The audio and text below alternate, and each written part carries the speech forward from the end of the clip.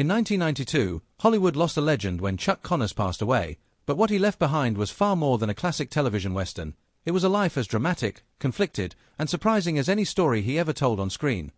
Born Kevin Joseph Aloysius Connors on April 10, 1921, in Brooklyn, New York, to hard-working Irish immigrant parents during the Great Depression. Connors grew up learning discipline and resilience through sports at the Bay Ridge Boys Club, dreaming of one day playing for the Brooklyn Dodgers, a dream that began to take shape when his athletic talent earned him a scholarship to Adelphi Academy, where he excelled in baseball, basketball, football, and track, becoming one of Brooklyn's top high school baseball players by 1939 and later choosing Seton Hall University from more than 25 college offers, where he played both basketball and baseball until World War II interrupted his education and sent him into the U.S. Army, training at Fort Knox as a tank warfare instructor and later teaching at West Point, all while continuing to play semi-pro and professional sports. After his honorable discharge in 1946, Connors made history by joining the Boston Celtics in their inaugural NBA season, becoming one of the few athletes ever to play both Major League Baseball and professional basketball, before shifting his focus back to baseball with the Brooklyn Dodgers organization and later the Chicago Cubs,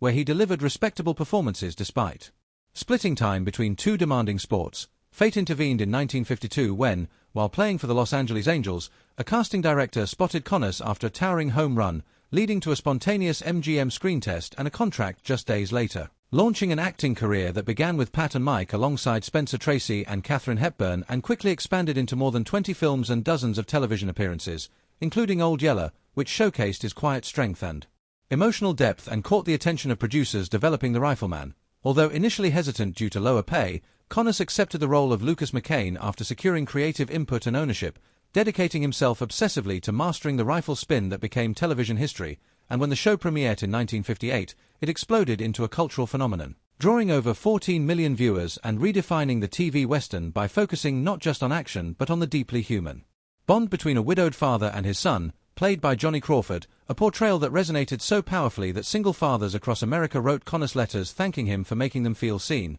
Behind the scenes, Connors shaped storylines, rewrote dialogue for authenticity, mentored young actors like Dennis Hopper, and pushed for morally complex episodes that showed the weight of violence and responsibility, helping the series earn Emmy nominations, massive merchandise sales, and a lasting legacy that continues in reruns decades later. Yet the success also trapped him, as typecasting limited his opportunities after the show ended in 1963, forcing Connors to fight for dramatic credibility through roles in Arrest and Trial, Branded, and most notably Roots, where his chilling portrayal of a plantation owner shocked audiences and earned him an Emmy nomination, proving his range beyond the heroic cowboy image. Off-screen, Connors' personal life mirrored his on-screen intensity, marked by 3 troubled marriages, persistent rumors of infidelity, and scandals that strained relationships with his children and damaged his reputation, while his unapologetic political views, supporting the Vietnam War and Republican candidates like Barry Goldwater, alienated much of Hollywood but underscored his refusal to compromise his beliefs. In a remarkable twist of history,